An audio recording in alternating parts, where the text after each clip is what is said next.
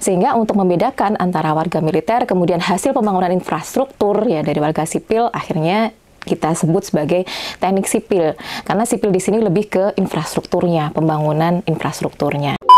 Tentunya kita harus punya bekal kalau di SMA sudah belajar tentang maths ya, matematik ya, kemudian fisika ya, itu sebagai basic science-nya teknik sipil. Kadang-kala tuh nggak harus yang pinter banget ya, tapi rajin ya, kemudian disiplin ya, kalau ada tugas dikerjakan ya, dan rasa ingin tahu yang kuat. Nah itu pasti insya Allah nanti akan sukses lah dalam dunia apapun ya, seperti itu Mas Salman. Assalamualaikum warahmatullahi wabarakatuh. Halo Sobat FTSP, kembali lagi dengan podcast Bisik Bincang Asik Fakultas Teknik Sipil dan Perencanaan Universitas Islam Indonesia. Pada kesempatan kali ini kita akan membahas sesuatu yang menarik nih Sob, yaitu peluang kerja di program studi Teknik Sipil. Nah, di sini aku sudah bersama dengan orang yang seru nih, orang yang berpengaruh di Teknik Sipil, yaitu Ibu Yuna, yaitu selaku Ketua Program Studi Teknik Sipil Universitas Islam Indonesia. Pagi Bu. Selamat pagi. Ya, gimana kabarnya Bu? Alhamdulillah luar biasa. Luar biasa. Iya. Nah, jadi mungkin kita akan membahas nih Bu mulai dari ujung sampai ujungnya Teknik Sipil nih Bu. Oke. Nah, yang pertama mungkin kita langsung aja ya. Kenapa sih dinamakan teknik sipil gitu Bu? Karena kan teknik tuh ilmu terapan gitu ya. Kemudian sipil tuh masyarakat umum gitu. Kenapa jadinya teknik sipil gitu? Itu kenapa sih Bu kira-kira? Oke. Sebelumnya mau sapa dulu ya, halo Sobat FTSP. Jadi sebenarnya kalau kita ngomongin tentang teknik sipil itu kan banyak yang mengira bahwa sipil itu berarti orang sipil gitu ya. Banyak juga yang ketika sudah kuliah di teknik sipil terus taunya besoknya jadi pegawai negeri sipil kan begitu. Sebenarnya cukup banyak sih sejarah yang menekankan tentang kenapa terus akhirnya disebut teknik sipil ya. Kalau kita lihat sendiri dari kata teknik kemudian sipil ya. Beberapa referensi mengatakan bahwa ya ketika kita ngomongin teknik sipil ya, di awal dulu tuh zaman penjajahan atau zaman dulu tuh banyak sekali pembangunan infrastruktur begitu ya. Itu jalan. Nah, di situ ada militansi atau ada aspek militernya ya. Sehingga untuk membedakan antara warga militer kemudian hasil pembangunan infrastruktur ya dari warga sipil, akhirnya kita sebut sebagai teknik sipil. Karena sipil di sini lebih ke infrastrukturnya, pembangunan infrastrukturnya. Jadi seperti itu. Jadi jangan salah ya, kalau milih teknik sipil itu bukan nanti jadi pegawai negeri sipil. Walaupun memang ada beberapa lulusan teknik sipil yang akhirnya juga ikut sebagai pegawai negeri sipil ya. Tapi di sini lebih kepada pembangunan infrastrukturnya ya. Jadi bukan sipil itu adalah warga sipil maupun sejenisnya gitu. Gitu Mas Alwan. Oke. Berarti kalau misalkan kita di teknik sipil nih Bu, nggak otomatis langsung PNS ya? Enggak. Dan tapi bisa ya? gitu. Tapi bisa ya Bu ya? Bisa, kalau mau apply ya jadi PNS boleh ya, banyak sekali lowongan itu. Mungkin berarti udah terjawab nih ya kebingungan nih teman-teman, apalagi maba-maba tahun 24 nih ya. Teknik sipil apa itu gitu kan? PNS gitu. Nah, mungkin kita lanjut aja nih Bu. Misalkan nih dari teman-teman maba atau enggak yang akan lulus tahun depan gitu, tertarik tuh di teknik sipil gitu Bu. Apa aja sih yang mesti dipersiapkan sama mereka gitu, biar mereka tuh kayak oke, aku ready nih buat di teknik sipil gitu. Kira-kira apa Bu? Oke. Jadi kalau mau ke teknik ya, semua teknik aja ya. Kalau teknik itu kan kaitannya, kalau orang bilang tuh banyak hitungannya, kan gitu ya Mas Alwan tahu ya. Oke, yang pertama tentunya kita harus punya bekal kalau di SMA sudah belajar tentang maths ya, matematik ya, kemudian fisika ya, itu sebagai basic science-nya teknik sipil. Nah, setelah masuk teknik sipil nanti teman-teman juga akan belajar, sebenarnya kalau math-nya basicnya udah bagus, insya Allah bisa ngikutin ya. Secara lebih detail lagi, nanti di teknik sipil ya juga ada beberapa yang kaitannya dengan fisika ya, ada statika di situ, ada mekanika gitu kan ya. Kemudian nanti lebih dalam lagi kita masuk ke pelajaran-pelajaran atau mata kuliah desain ya, mendesain. Kemudian nanti di ujungnya nanti ada capstone design yang berupa mata kuliah perancangan. Jadi seru banget nanti akan merancang atau mendesain bangunan gedung gitu. Kalau kita di Indonesia bangunan gedung tahan gempa kayak gitu Mas Alwan. Oke, berarti kalau teman-teman nih dari Sobat FTSP sendiri atau yang bakal jadi calon Sobat FTSP gitu ya Bu ya, siapinnya apa? Matematika sama fisika. Itu nggak terlalu ribet sebenarnya Bu ya? Nggak terlalu ribet ya. Sebenarnya itu bisa dipelajari ya. Jadi kadang-kala tuh nggak harus yang pinter banget ya, tapi rajin ya. Kemudian disiplin ya, kalau ada tugas dikerjakan ya. Dan rasa ingin tahu yang kuat. Nah itu pasti insya Allah nanti akan sukses lah dalam dunia apapun ya. Seperti itu Mas Alwan. Nah, yang penting kita punya kemauan ya Bu ya? Iya. Oke, mungkin kita udah nih membahas tentang persiapan menjadi mahasiswa ya Bu ya. Terus kita lanjut nih. kira-kira nih kalau misalkan teman-teman udah masuk teknik sipil gitu, mereka masih bingung nih nanti kerjanya apa ya gitu, kayak nanti khawatir gitu masa depannya Bu. Itu kira-kira prospeknya apa aja nih gitu, terutama di Indonesia dan di zaman sekarang yang kita kan lagi menyongsong Indonesia Emas 2045 gitu. Kira-kira apa pekerjaannya? Oke, jadi buat sobat FTSP semuanya ya, jangan khawatir ya kalau kita ngomongin teknik sipil. Makanya banyak sekali yang pengen masuk teknik sipil karena di luar sana itu memang good newsnya adalah lowongan pekerjaannya itu gampang gitu ya. Jadi kadang-kala nggak harus begitu keluar teknik sipil terus langsung masuk ke skema teknik sipil. Tadi banyak juga lowongan pekerjaan di luar itu. Kayak kemarin ada juga yang di bidang akuntan gitu. Itu juga membutuhkan seorang teknik sipil ya, lulusan teknik sipil seperti itu. Jadi sangat fleksibel sekali. Tapi kalau kita ngomongin teknik sipil yang ranahnya nanti mau bekerja di bidang teknik sipil ya, ada beberapa nih, karena di teknik sipil sendiri ada banyak konsentrasi ya Mas Alwan ya. Kita ada struktur, kita ada geoteknik, kita ada hidrologi, kita ada transportasi, kemudian ada satu lagi apa? Manajemen konstruksi ya. Jadi ada 5 bidang ya. Jadi sangat fleksibel sekali. Kalau teman-teman mau memang benar-benar di ranah teknik sipil, misalkan mau jadi pengawas ya, pengawas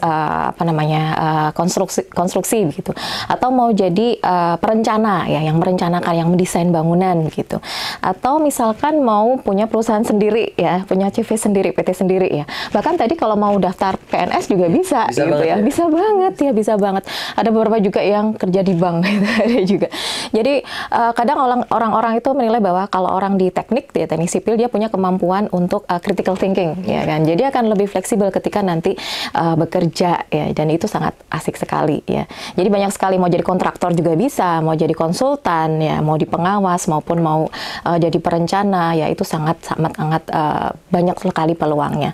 Bahkan sekarang itu di zamannya era digital ya Mas Alwan, kadang-kala kita bisa kerja dari rumah, bahkan anytime, everywhere ya, dimanapun ya, mau dimanapun, mau kapanpun kita bisa ya. Misalkan mau jadi perencana ya, kita mau punya proyek untuk mendesain.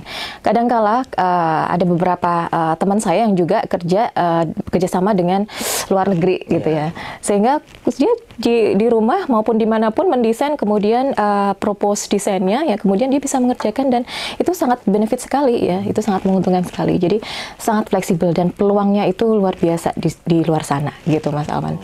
Nggak usah takut nggak dapat kerjaan. Insya Allah. Berarti aman banget nih ya Bu ya, misalkan kita udah masuk teknik sipil gitu, belajar aja yang giat gitu kan, nanti peluang kerjanya pasti besar ya Bu ya. Iya, asal jangan males ya, jangan mager. Itu kunci kayaknya. Iya. Jangan mager ya Sob ya. Jadi kita harus semangat rajin, terus. Semangat ya, semangat itu bahan bakar kita. Betul banget. Mungkin kita senggol dikit nih Bu, kan kita punya ibu kata baru nih ya. Oh iya. IKN gitu kan. Berarti anak-anak teknik sipil tuh kepake banget di sana. Oh, bisa banget itu. Iya, apalagi tadi Mas Alwan kan nyinggung Indonesia Emas 2045 ya. Kalau kita lihat programnya itu kan ada booknya ya, book menuju Indonesia Emas itu. Di sana banyak sekali pembangunan infrastruktur ya, pembangunan struktur yang luar biasa. Jadi di situ ilmu-ilmu teknik sipil ini dibutuhkan ya. Jadi peluangnya banyak sekali nih teman-teman. Apalagi teman-teman yang suka ngedesain ya. Kemudian suka juga di Menkon ya, mengawas, kemudian juga sekarang yang juga banyak itu di K3 keselamatan kerja itu juga K3 bisa ya. Jadi peluangnya banyak sekali. Kalau mau ikut proyek IKN juga banyak peluangnya ya. Yang penting tadi ya, pokoknya tetap semangat, jangan mager ya. Iya, jangan mager gitu. Ayo bangun semuanya. Pokoknya kalau kita teknik sipil jangan mager, ada kemauan, insya Allah ada jalan. Insya Allah ada jalan. Iya, tidak sedikit juga yang 0 hari langsung dapat kerja. Iya, jadi hari ini wisuda, besoknya langsung kerja juga ada Mas. Bahkan sebelumnya ya, karena di kita ada PK praktek kerja magang gitu ya. Ketika dia di sana kemudian kerjanya bagus dan akhirnya diminta, Bu, ini kalau lulus besok bolehlah langsung kerja tempat kami gitu juga ada. Berarti jalur apa sih namanya? Shortcut ya? Iya, kayak gitu. Dan kita juga ada mata kuliah kemarin manajemen properti juga, itu bagi yang 5 pemenang ada di situ ada lomba yang diadakan di mata kuliah tersebut dan kerjasama dengan praktisi. Jadi yang menang gitu, 5 pemenangnya itu langsung diterima di perusahaan beliau. Kayak gitu. Jadi banyak sekali peluangnya. Jadi jangan khawatir, asal tadi itu ya kuncinya. Nggak boleh malas. Kita ulang-ulang terus itu kuncinya. Iya, biar terngiang-ngiang di sini ya. Terngiang-ngiang itu. Nah, tadi kan kita udah bahas tentang peluang nih Bu. Kan nggak afdol kalau kita nggak bahas tantangan gitu. Jadi tantangannya tuh apa sih dunia kerja buat terutama Gen Z ini kan agak gimana gitu ya sifatnya tuh ya. Nanti kira-kira gimana Bu? Ya kebetulan beberapa kali kemarin saya juga mengisi ya terkait dengan seminar motivasi. Nah ini Gen Z ini memang unik ya. Tapi mau nggak mau ya itulah ya. Tapi yang paling penting adalah dia punya ini juga punya kelebihan ya. Sekarang era digital dan Gen Z ini ternyata lebih cepat loh untuk mengikuti itu gitu kan ya. Jadi nggak usah khawatir. Kayak kita sekarang di teknik sipil itu tantangannya adalah konstruksi digital ya. Dan kita harus melek teknologi ya. Misalkan sekarang ada BIM ya kan. Kemudian teknologi AI ya. Semuanya sudah jalan gitu ya dan berjalan pesat ya. Jadi sekarang kita juga bukan hanya di education 4.0 ya, tapi kita harus ke 5.0. Otomatis kalau sudah 5.0, society-nya harus ngikuti. Jadi society-nya harus 5.0 juga. Artinya apa? Kita harus jadi smart people ya. Kalau dulu kita hanya gunakan tools, sekarang kita bisa ngoding untuk membuat tools itu kerja untuk kita gitu. Ya kan? Jadi kita yang menghandle. Jangan sampai kebalik kan gitu. Nah di sini saya berpikir tantangan ke depan akan seperti itu. Kadangkala kerja itu nggak harus di tempat kerjanya ya. Kita harus bisa fleksibel kerja dimanapun ya. Kadang-kadang meeting bisa tengah malam ya. Kalau ya kebetulan punya penelitian project dengan orang luar ya kita harus ngikutin jamnya ya. Karena di Indonesia di dunia kan jamnya berbeda ya waktunya seperti itu. Nah ini tantangan buat Gen Z adalah ya harus melek teknologi. Kemudian kalau di teknik sipil sekarang yang berkembang adalah BIM. Yuk kita belajar tentang itu ya. Jadi kalau kita sudah bisa fleksibel manfaatkan tadi yang awalnya mungkin orang bilang kekurangan ya, tapi jadi kelebihan ya. Saya kira ini jadi kelebihannya Gen Z nih. Mereka lebih suka untuk mengeksplor gitu ya. Jangan sampai kita ngelihatnya negatifnya aja. Katanya kalau Gen Z itu lembek dan lain sebagainya. Oh, nggak cuma itu ya. Kalian punya kelebihan yang luar biasa. Jadi manfaatkan itu ya. Dan di teknik sipil ini punya slot yang luar biasa ya, manfaatkan karena digital itu juga bisa kita gunakan untuk menghasilkan sesuatu yang bermanfaat ya. Dan terutama di bidang teknik sipil. Jadi jangan khawatir ya digital ini. Gitu. Berarti membahas tentang digital nih Bu. Berarti di teknik sipil UI sendiri apakah mensupport gitu tentang yang digital gitu. Kira-kira kayak kita belajar nggak sih aplikasi-aplikasi gitu yang memang nanti dipakai dunia kerja itu gimana kira-kira? Jadi Mas Awan di Prodi Teknik Sipil UI ini ya alhamdulillah kita sangat mensupport dan juga memfasilitasi ya. Di kita bahkan ada satu mata kuliah khusus yang membahas terkait dengan BIM dan juga GIS ya. Jadi kita juga mensupport digital gitu tadi ya. Jadi bahkan kemarin kita juga mengutus dosen untuk membimbing lomba BIM gitu ya, dan kita dapat alhamdulillah borong juara ya, dapat juara 1 dan dapat juara 2 di ajang tersebut ya. Jadi alhamdulillah kita juga ada beberapa dosen yang juga kita kirim untuk ikut training, bahkan nggak hanya di dalam negeri tapi kita training di luar negeri ya, course-nya di luar negeri. Bahkan beberapa mahasiswa juga kita kirim ke sana ya, khususnya kemarin mahasiswa internasional ya, karena kebetulan di Prodi Teknik Sipil itu ada IP International Program, Mas Alvan juga salah satunya nih. Nah gitu, jadi kita kasih kesempatan untuk itu ya, jadi nggak hanya di lokal ya, tapi juga mengglobal, artinya apa? Internasional ya, kita kirim untuk short course tentang BIM ya, kemudian setelah itu kita bimbing untuk ikut lomba, dan alhamdulillah kemarin dapat juara 1 dan 2 ya, alhamdulillah. Mudah-mudahan besok ya, mudah-mudahan besok kedepannya lebih banyak lagi ya lomba yang bisa diikuti. Ya, jadi dari Prodi sendiri sangat mensupport itu, gitu Mas Alvan. Berarti buat sobat FTSP nih yang maba-maba jangan takut ya masuk teknik sipil UII ya. Jangan takut susah, jangan takut kehilangan kesempatan karir gitu ya Bu ya. Kita tadi kan sudah membahas tentang digital gitu kan. Teknik sipil UII juga menjawab itu ya Bu ya. Jadi kayak semua tantangan digital kita jawab gitu. Kita sudah membuktikan dengan kemarin juara 1 dan 2 ya Bu ya, nasional tentang BIM. Jadi kita benar-benar siap untuk di dunia digital gitu. Nah mungkin ini penutup ya Bu ya, yang terakhir nih. Pesan buat mahasiswa baru tahun 2024 atau Gen Z secara umum tuh Bu. Jadi kan yang tadi kita udah bahas banyak banget tentang Gen Z gitu kan. Nah ini mungkin kita tekankan sekali lagi gitu, pesan-pesan buat mereka gitu. Apa ya buat anak-anakku, adik-adik kali ya. Buat adik-adik sobat bukan FTSP, ini maba ya, buat maba. Buat adik-adik yang pengen masuk ke teknik sipil, pokoknya tetap luruskan niat ya. Di sini karena peluang kerja itu juga banyak ya. Jadi jangan khawatir untuk menentukan pilihan masuk ke teknik sipil ya, khususnya di Teknik Sipil UI. Di tempat kami akreditasi sudah internasional ya, kemudian akreditasi nasionalnya juga sudah unggul, jadi alhamdulillah sudah di level yang tertinggi ya. Kemudian adik-adik siapkan mental, kemudian jangan mager ya. Yuk, ayo pilih Teknik Sipil UI. Kemudian mari belajar bersama di sini. Mas Alwan juga di sini ya. Yang mau ikut program reguler silahkan, yang ikut internasional program juga silahkan ya.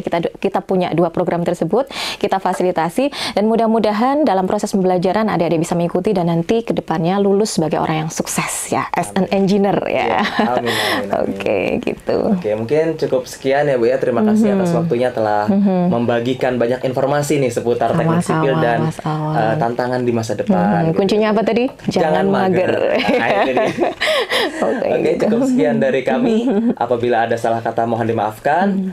Billahi taufiq wal hidayah. Wassalamualaikum warahmatullahi wabarakatuh. Waalaikumsalam. Dadah semuanya.